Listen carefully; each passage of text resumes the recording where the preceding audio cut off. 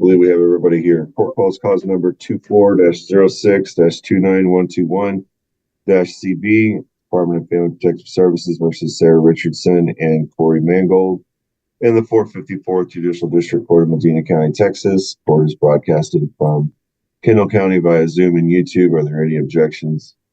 No objections. No objection, yep. No objection. With that, Ms. Rush, would you please begin the announcement? Bursell Rush and Matthew Schaefer for the department ready. Desiree Flores, FPSS Supervisor.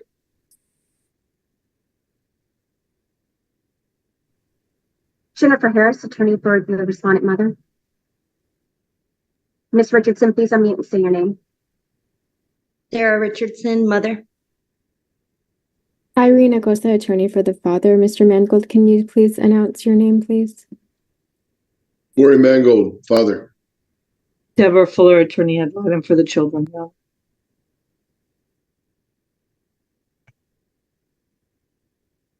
Michelle Tavini, program coordinator over here with Inpatient. Anybody else has not announced yet? Anyone who's not an attorney or will be giving testimony, please raise your right hand. Do each of you swear or affirm the testimony you give in this matter will be the truth, the whole truth, and nothing but the truth, so help you God? Yes, Your Honor. Your Honor. Yes, Your Honor. Thank you.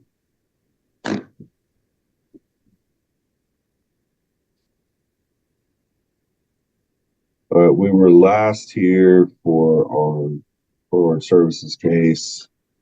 We actually had two settings. We were here on June 24th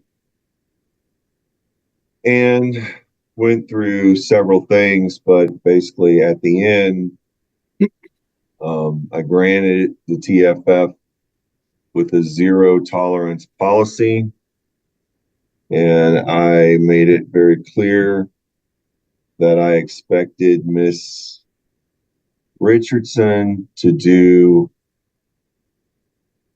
NA classes, 90 meetings in 90 days, beginning the day after the hearing. Otherwise, she'd be ordered to inpatient. And I set this progress hearing that stated that if the parents are not in 100% compliance, if there's any other issues, that I would just make the case. Where do we stand, Mr. Schaefer? Well, Your Honor, I'll start with Mr. Mangold. He has been in compliance with his family plan of service. He initiated his own drug and alcohol assessment through a community resource with South Texas Rural Health and Divine. So he has actively been engaging in that weekly and attending those sessions with outpatient treatment. However, on the past court hearing, we wanted to do an actual OSAR. So his OSAR assessment is still scheduled for July 22nd at 9:30 a.m. So he will participate in that. And depending on the outcome of that assessment, it could still be in outpatient services or recommended for other services. So we'll see then, but at least now he's engaged in outpatient treatment. He has provided me with 2 negative random UAs for the month of June. He was referred for his psychological, I believe, earlier last week or so. He did initially get it scheduled for, unfortunately, it was today at 9 a.m., but due to the conflict of court, I reminded him yesterday to try to get that rescheduled. So it was not a conflict with any of the services he's been engaged in. So he has been referred. That just is pending for rescheduling. In regards to, I want to kind of go to the kids. The kids have been fine. There's been no issues with the kids whatsoever in their care. I've seen them multiple times in the home and the environment that they're in. I've assessed the home, and there's been no concerns for the children in the home. They've been well cared for. Miss Richardson has actually took it upon herself to get the kids engaged in individual counseling and got that set up for them on July 3rd at South Texas Rural Health with Ariana Hernandez. And that's to address the previous experiences of going through a CPS case, being removed in foster care. So the needs currently being met for the children. That was just something additional that has been brought up that mom wanted to make sure was done. I will go into Ms. Richardson shortly, but I do wanted to say that the parents have not yet started the brief strategic family therapy yet, as we've talked with Inpatient, and we are kind of pending the outcome of this court and also possible direction of the case headed in a different manner with Miss Richardson going to treatment. So that has not actually started yet, and it's not counted against them. It's just with DePelchin and the department communicating, they have not proceeded to start that initially. So I don't want that to count against them. So in regards to Miss Richardson, she too has been very compliant with the services. She's been attending NAs every day. I've been getting screenshots into the late evening, showing that she's participating with different ones virtually. So she's been in compliance with that, making sure that she's not missing any type of NAs. She has also took it upon herself before TFF occurred that she got into an outpatient program as well with South Texas Rural Health with James Valdez, who the LCDC is, and has also been attending weekly sessions as well. She was initially scheduled for an OSAR on July 22nd at, I believe, 11:30 a.m. So that is technically pending. However, talking with Ms. Richardson, she was actually willing to and agreed to enter into inpatient treatment at Journey Recovery, which I know you're familiar with. And she did participate in a screening over the phone at the end of July, or excuse me, at the end of June, I believe on the 28th or the 29th, where she was recommended and referred into inpatient treatment.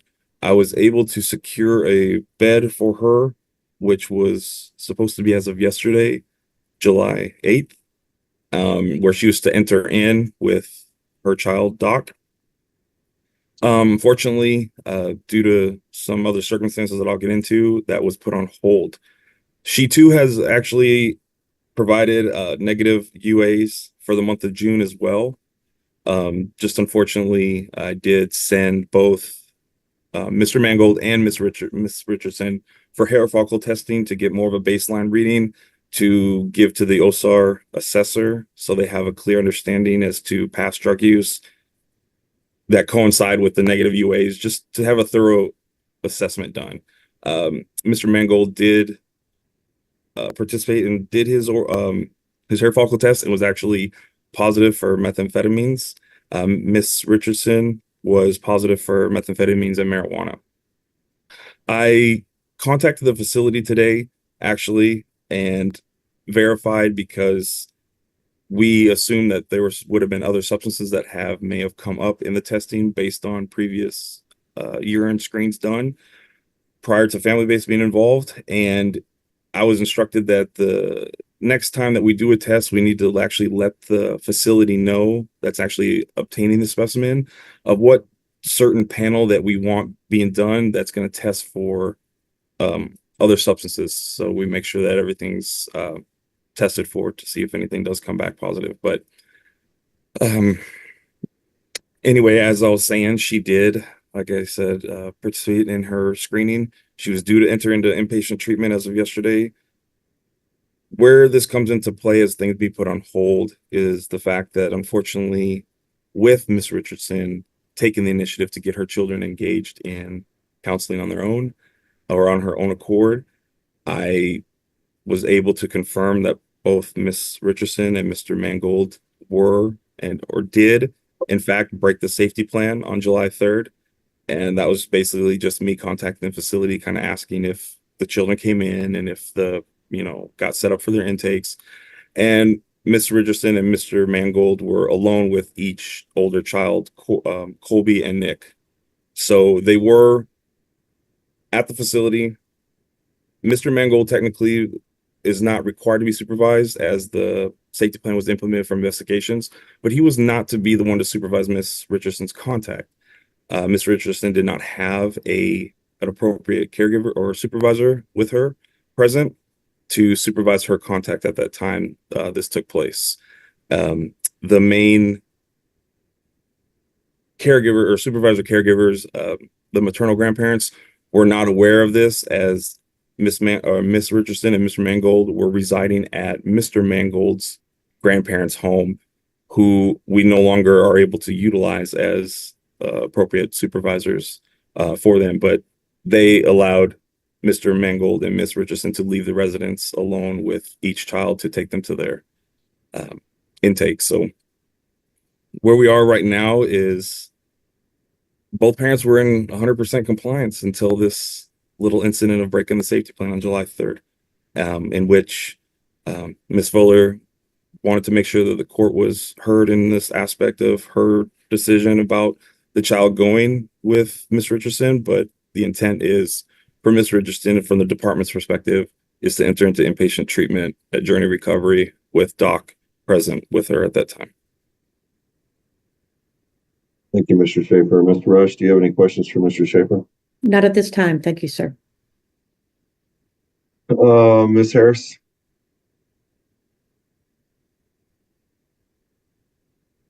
Is the inpatient facility where Miss Richardson has been accepted a facility where children can also participate?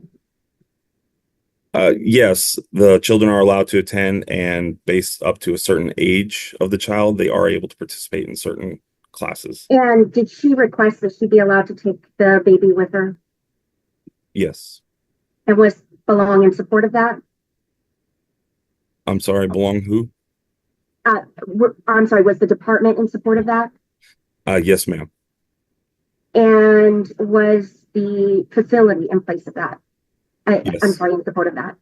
Why is it important to the department that she be allowed to take the baby with her? Well, if I may, I'm going to kind of result to some of the information that I kind of shared with some of the other attorneys, but with Sarah going into inpatient treatment with her child, she would be engaging in parenting on her own accord with other parents that are in the facility engaging in parenting. However, the fact that she has a child, she would then be separated from that parenting and having her own parenting individualized class or group tailored around her child's cognitive abilities, developmental abilities. They call it kind of like a parent-child lab is how they call it. So it's really tailored to his age and her one-on-one, the bonding, the nurturing together, the just individualized alone. And what this does, it helps to incorporate her skills and techniques that she's learned in treatment and apply them as a role as a mother while she manages her recovery and addiction and balancing both roles and duties. This allows her to also have the feelings and preparation of learning how to actually be a sober mother while also maintaining her sobriety as well. This allows her to also adjust herself to the balance of both now and getting used to this sobriety as a mother rather than her being implemented back into society and just trying to like it all being handed to her at once just to be overwhelming. So it allows her to do this inside the facility in a controlled environment where there are other staff, there's other support system, controlled environment there to actually help her while she's engaging in this. And by doing this, this would also provide a smooth transition, you know, back in where the department can monitor when she's out, where, you know, the recovery has a better chance, you know, of being successful. Do you have any concerns about the safety for the baby if he is taken to the facility with his mother? No, I've worked with the facility before, and I actually double checked with the director as to some of the safety measures that they have in place. They have cameras in all public areas inside and outside the facility. They have alarms on the doors and the windows. They do 15-minute bed checks throughout the night. The children are in childcare during the day, during the group settings, and then parents, of course, pick up and tailor their care around towards the afternoon. If by any time that Ms. Richardson was to try to leave or request to leave, the facility would not allow that without our permission. And or if for some odd reason Ms. Richardson was able to actually get out those front doors, 911 would be called along with the department as well. But I don't have any concern for that taking place. Is that what you would ask the court to approve today? Yes, from the department's position, yes. And why has she not already gone with the baby?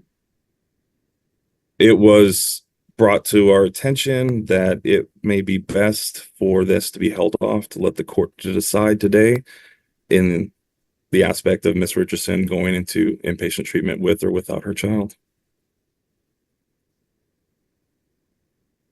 Do you think that it's important that she complete inpatient treatment? Absolutely. The fact that she was willing to go already set a different path than what she's ever done before. Yes, she's completed a 30-day program, but clearly not a 90. And she very well could have benefit from an additional 60 days from when she did that original 90 or 30 days. So the fact that she's willing even to go for this long is, it's a step in the right direction than what she's done before. And yes, I feel that the whole 90 days would give us some sort of better understanding and also a different level of care in her sobriety as well. No further questions, Judge. Fuller. Oh, I'm sorry, Mr. Costa. Thank you. Mr. Schaefer, is there anything else that Mr. Mangold needs to be doing currently to remain in compliance? No, not at this time, depending on where we go with the brief strategic therapy, if they're going to stay in or not, whether Ms. Richardson goes with her child to Journey Recovery or not, will then dictate how this plays out in regards to family therapy, whether if they stay involved, then okay, family therapy can occur if and when Ms. Richardson gets out, or if family base just takes over and initiates family therapy once Ms. Richardson gets out. So Mr. Mangold, like I said, testing, he's already engaged in outpatient. He has another OSAR coming here in July, and he's already been in communication to get his psychological set up. So at this time, no, there is nothing in addition that he needs to be completing. Thank you. I'll pass the witness, Your Honor. Ms. Fuller. Mr. Schaefer, in regards to this case, when you got this case, were you aware that Mr. Mangold was using drugs, methamphetamine and heroin as well? It wasn't until I initially sat down and interviewed both parents where I was able to obtain a little bit more additional information about his past use. And so that was not one of the concerns that brought the children into care, because you thought that he was clean and sober, correct? Yes, when it came over to family base, that is correct. But he did test positive for methamphetamines on the hair follicle? Yes, in addition that Mr. Mangold was and has been very honest about his past use, that he did admit to using methamphetamines, maybe some THC as well, and some heroin 5 weeks after his child was born. Okay. And in regards to domestic violence, has that been brought to your attention as well? Yes. During my initial interview with the parents, just standard questions that I ask, and I felt that when I got to that topic of conversation, just kind of went with my gut instinct. It didn't feel right. So what I wanted to do is I went ahead and did a address survey on the previous residence that both parents resided in, and we did get some reports back. I shouldn't say reports, more like call sheets and just notations of calls made to the home that could indicate possible concerns for domestic violence in the past. And so what is your understanding of that situation? And that was when they were in their apartment in Divine? Yes, that is correct. So did you discuss that situation with them? I mentioned it to them last week when I met with them both to address the breaking of the safety plan and some other information, that if the violence was occurring, if not, we have a concern that there's possible or could have been. That's just ideally something that the department would proceed moving forward, addressing that therapeutically, whether, again, that's with DePelchin being involved in family therapy, and or if they're not, then we can do couples marriage counseling while addressing the domestic violence as well within that. So based on Mr. Mangold's drug use and the domestic violence, do you feel that he should be unsupervised with his child? So I know that the hair follicle does show that there's past use. I do have the evidence that we have where Mr. Mangold was tested negative. My question is, do you think he should be unsupervised with his child or with the children that are not his? At this current time, yes. You feel that even though there's positive drug tests, admitting drug use and domestic violence, that he should be left alone with children that aren't his, one, and with a baby? So, Your Honor, I'm going to object to the way that the question is being asked, there was no testimony that there was actual domestic violence. There was testimony that there were call sheets that could possibly have indicated domestic violence, but not that there was actual domestic violence. Allegations, Your Honor, of domestic violence. So I'll sustain the objection. You can rephrase your question and pursue it again if you want to, Ms. Ford. So the department has no concerns about Mr. Mangold. Is that what you're saying? Currently at this time, no. Okay. And when you notified the attorneys that there was a violation of the safety plan, you mentioned that this was the second violation of the safety plan. When was the first violation? To my knowledge, I believe when I participated or I sat in and observed the previous court hearing that occurred, I believe there was a safety plan being broken by the parents as well at one point where I believe Ms. Richardson had left with the children. That's to my recollection. Okay. And when you found this out by accident, it wasn't like, you know, they were honest. You found it out by calling the facility, correct? Yes, ma'am. You know, and the court made it very clear that this is a zero tolerance case, correct? Yes, ma'am. And you feel that violating the safety plan is not important? It is important. You know, when I did address it with them, neither parent did deny it. Well, you caught them. How could they deny it? I mean, yes, really? It is a concern that was being broken. Yes. Okay. And so, Mr. Schaefer. Yes, ma'am. You understand Miss Richardson's drug history probably, you know, better than anybody else here. You've dealt with her before, correct? Yes, ma'am. And so, focusing on her drug issues, she's never really done that in an intensive 90-day treatment, correct? That is correct. And you feel that placing her baby with her from the very beginning will help her when she hasn't concentrated on that in the past? Being in a controlled environment, yes, I feel like this could lead to a different avenue of sobriety. And in regards to the program, are you sure this is a 90-day program? Yes, ma'am. And working with the facility, and Ms. Richardson has the option as well. She very well can ask or be asked to have an extension based on her progress in there. But it's actually a 30-day program, and you ask for the extension. It's not a 90-day program, correct? No, it's 72 to 90-day program. Okay. And is that just because she's having the baby with her, or is that typical for journey? A lot of times when the parents do have the children with them, the services or the time there is actually extended a little bit more because of the fact that, you know, they're having to, you know, do the mother role and do other type of classes that incorporate their child as well. So it's clear to say that most likely she will be there 90 if or plus days. Okay, but we don't know that. Not till I speak with the actual staff that she's assigned to, ma'am. That's correct. Okay. And so for her to not be able to just focus on her recovery, you feel that's best that she have her baby there. Just want that on the record. At this time, yes. And in regards to her hair follicle, for some reason, it didn't even test for heroin or opiates or anything, even though it says it's a 5-panel test. Yes, that is correct. And making notation of contacting the drug testing results that we're given. They instructed me that the actual testing facility that obtains a specimen should be told or needs to be told the exact panel that they need to test for in order to make sure that all clear substances are included in there, not just a 5-panel such as what their panel they selected on, I guess. But Mr. Mangold's had all of them on there, correct? Can you repeat that? Mr. Mangold's hair follicle had all the panels on there, correct?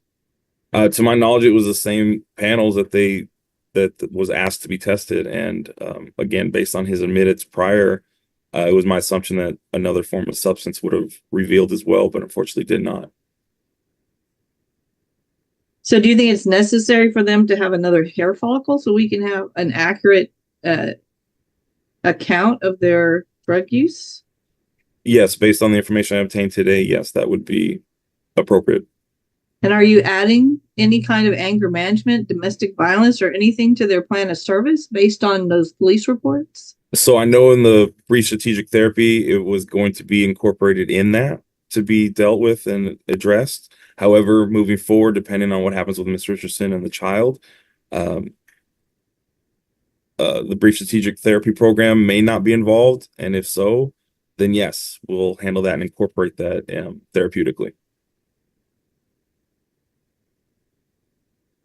And based on those reports that you read, do you feel that Mr. Mangold should be around the children, the children that are not his? In regards to the reports that I found? Yes. Because the children were there in these reports, correct? Yes, past reports. As being involved with the department for this long, with Mr. Mangold as now, and if Ms. Richardson was to not be around, of course, I don't see why there would be a problem to still have Mr. Mangold around. If it is, for the children to have a sense of normalcy of what they've been exposed to, then great. If that's what we're really here for, then we want to make sure that we have that in the event that Ms. Richardson does leave, that the boys do have some sort of male role model. Now, does the fact that Mr. Mangold's grandparents or whoever was the safety plan for the baby, that they're not allowed to do that because they violated it at least twice, does that play any role in your decision to place the baby with Miss Richardson? Because her mother is not willing to take the baby, correct? Her mother's not. Well, I'll answer your first part of your question. In regards to the Mr. Mangold's grandparents, yes, moving forward, it would not be in the best interest to continue to utilize them. Again, when they were spoken to probably by the previous worker, I can't say if things were actually relayed correctly to them or if they really understood the nature and severity of the safety plan. Again, when I just found out this information, I did staff with upper management and was instructed at this time we could not utilize them. So we will not be utilizing them as any type of supervisory role ongoing.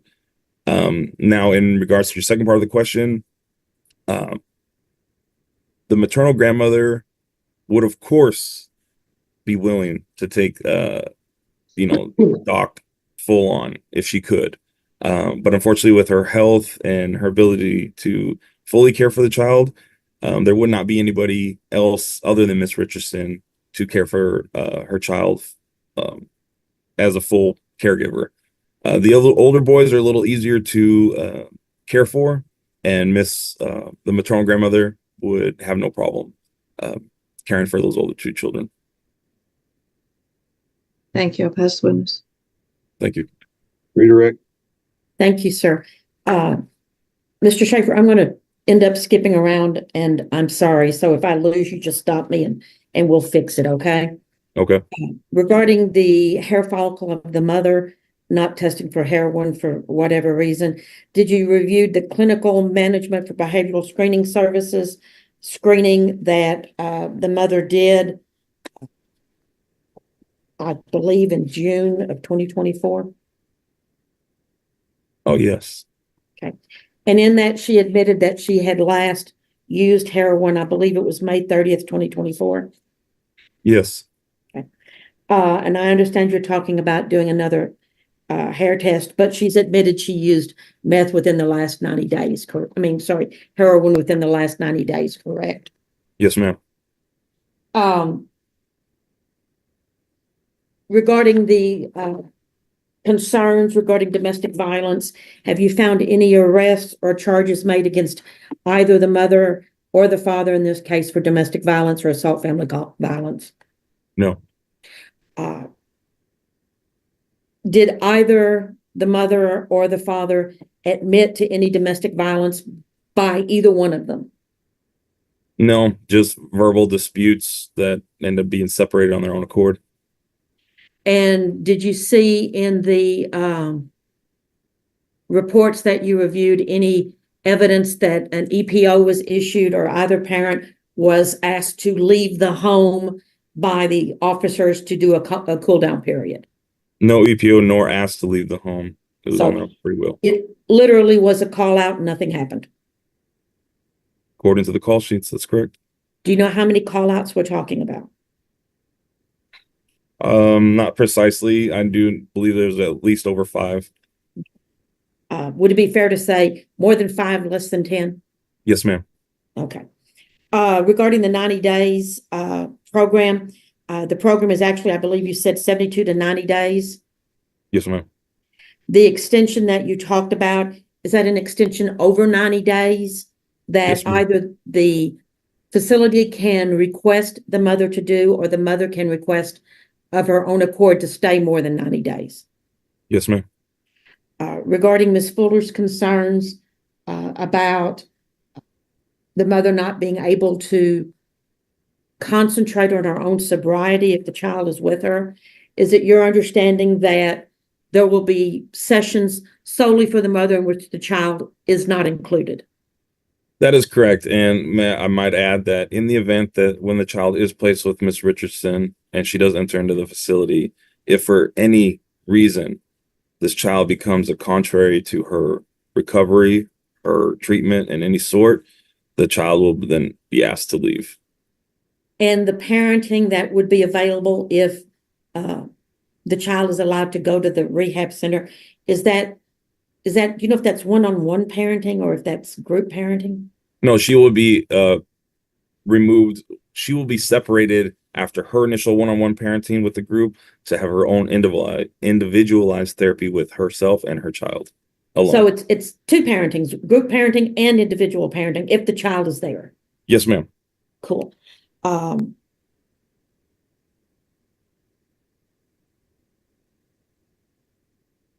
Regarding the zero tolerance policy that the court made clear at the adversary hearing, was it your understanding that the court said if he found an issue, he would handle it? Who's he? The judge. Yes, it's my understanding that if anything was brought up in regards to the zero tolerance, that Judge Falkenberg would rule with his decision.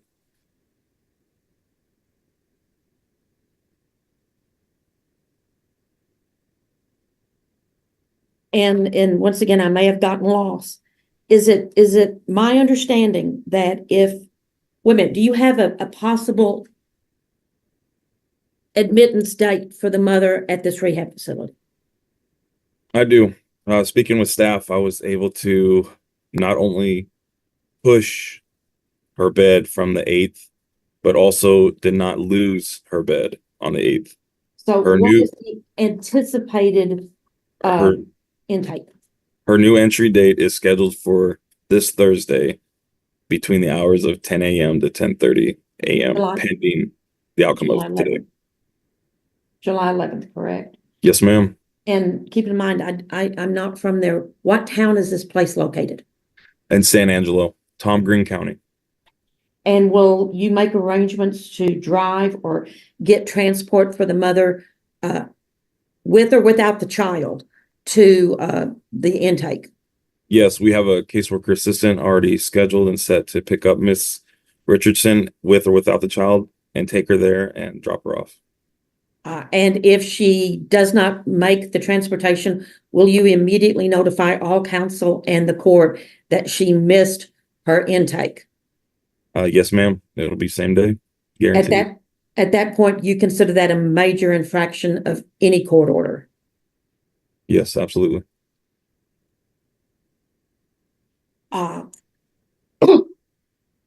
The mother is living with her mother, with the children, right? That's my understanding. The father's not living there. To my understanding, he's living with his grandparents, but No, there may be that's 1 okay. or 2 days that he does. So if and when the mother goes into rehab with or without the child, at that point, does this have to cease being a TFF case and have to become a standard court ordered FPSS case? I would have to wait to hear from DePelchin on that aspect, but that's most likely my understanding what could possibly happen. Well, I guess what I'm asking you, doesn't TFF require that the parent be in the home with the child? Yes. And whether even though TFF could technically be involved if the child is with the mother at the rehab facility, logistically, that makes no sense. Is that fair? Yes. Pass the witness. Any other cross? I have. I'm Yes, sorry. Judge, just a couple.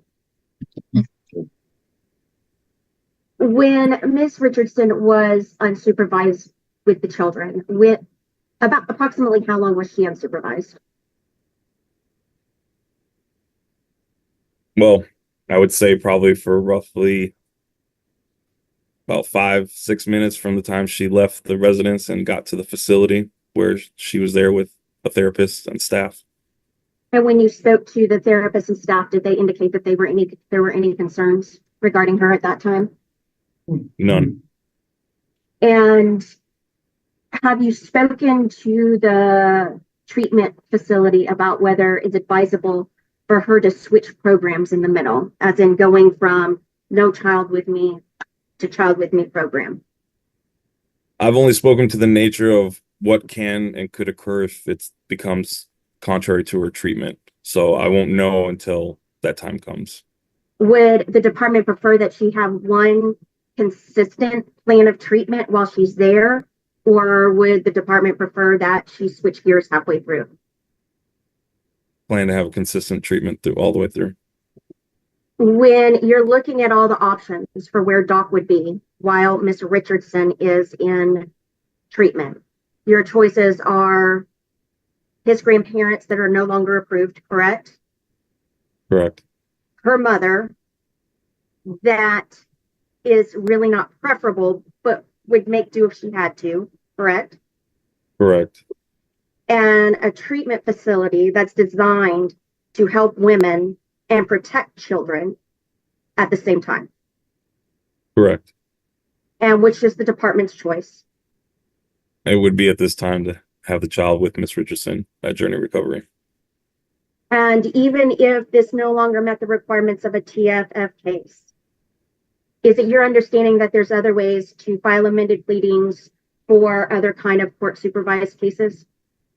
Yes, ma'am. No further questions, Judge. Anybody else?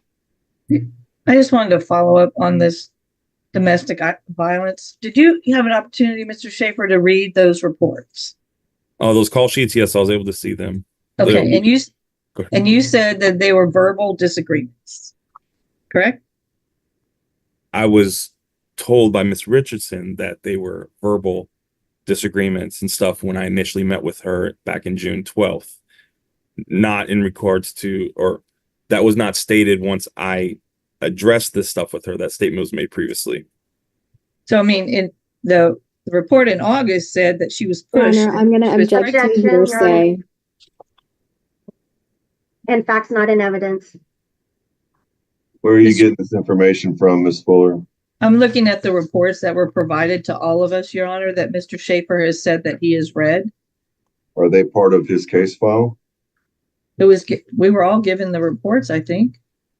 But are they part of his case file? Mr. Schaefer, are those reports part of your case file? Yes, Your Honor. They've been obtained and uploaded into our system. However, Your Honor, they have not been admitted as evidence. Right. Your Honor, they were only provided to us via email. We weren't given anything as a redacted copy of a file, nor were we given any business records affidavits.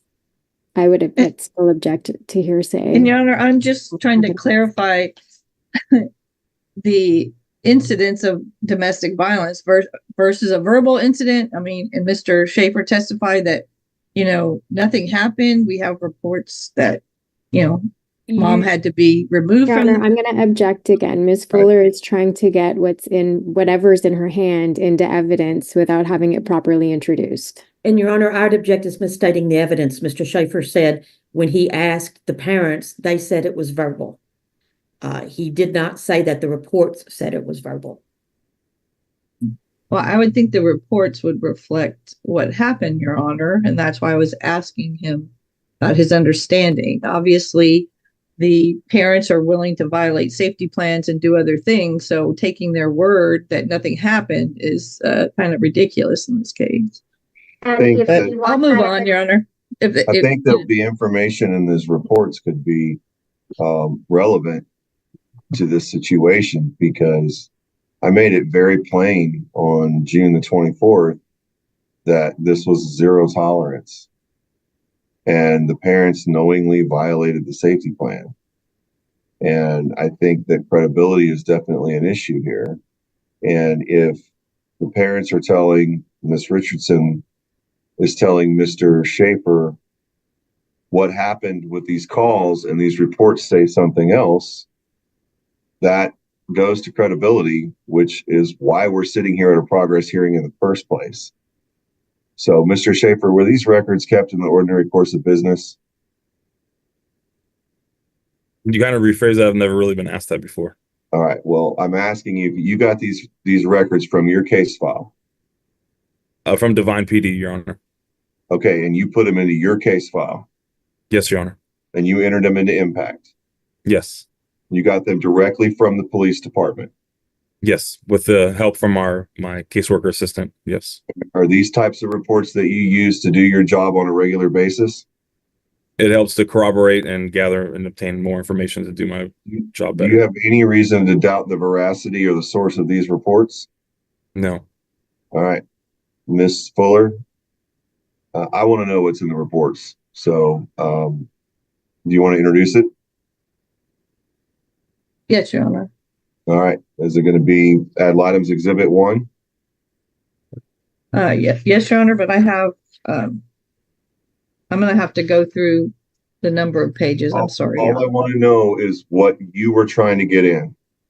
I'm just trying to get in the reports that say it was not just verbal. That's all. Okay. And Your Honor, I say that is a misstatement of the facts that are there. Well, that's why I want to see the report. I want to see what the report says. They're not redacted, Your Honor. So there's very important information that should be redacted that should not be on YouTube for this. Well, then let's go into chambers and let's talk about it, because Thank you, Your Honor. we're going to be in room 2. I'm moving everybody to room 2 so it's refreshed. Yes, A little longer than a few minutes later. So, for the purposes of this progress hearing, according to Mr. Schaefer's testimony, I can find that the parents have been compliant since June 24th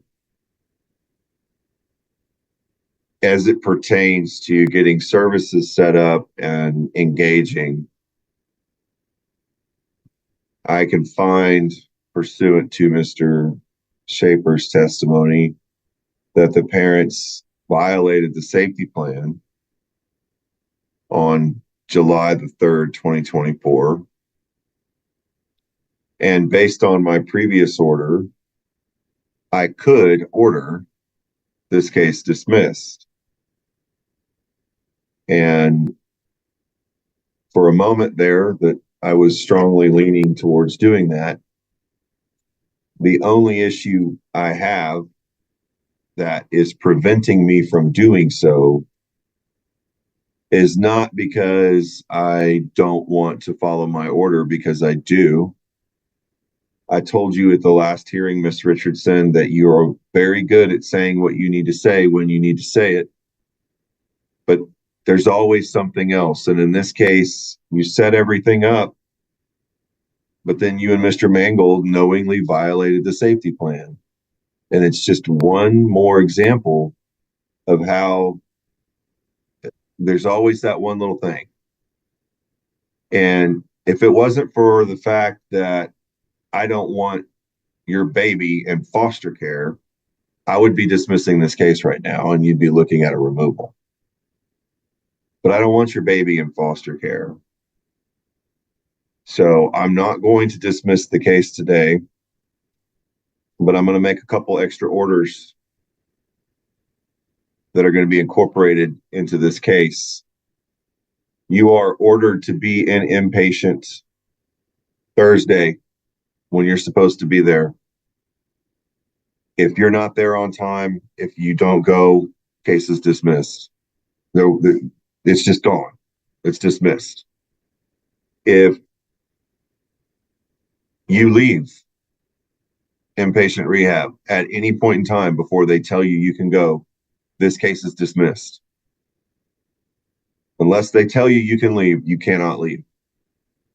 So if you check yourself out, then we're done. You're going to continue to do a meeting every day. So when you get to rehab, you find out where whatever it is that satisfies that.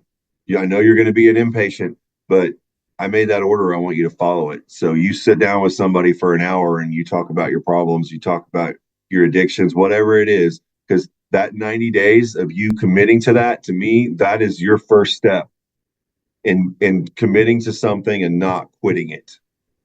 So I don't care if you're in rehab, you're going to do 90 meetings in 90 days. You're going to continue to do that and figure out how to get it done. That's a commitment that I made you commit to, and you're going to stay with it. I'm not surprised that the hair follicles were positive. I expected that. I'm just disappointed that we couldn't follow a safety plan for 10 days. We couldn't even get to 10 days. So because of some of the other concerns that were brought to my attention and the fact that we couldn't follow the safety plan, and now we've lost a supervisor because of it, I'm going to order that Mr. Mangold not have any contact with the 2 children that aren't his until the kids are in therapy and he's addressed issues, but ultimately until further order of the court. So somebody's going to have to come to me in one of these meetings, these hearings, and say, the kids seem to be doing okay. Mr. Mangold is engaged. We think it's probably okay for him to have contact with the children again. Until that happens, there's no contact between Mr. Mangold and Colby and Nicholas.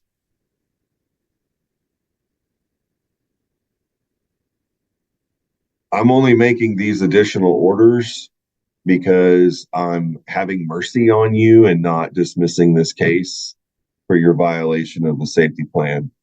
And I'm only doing that because you've engaged, you've done a lot. I want to see you do more.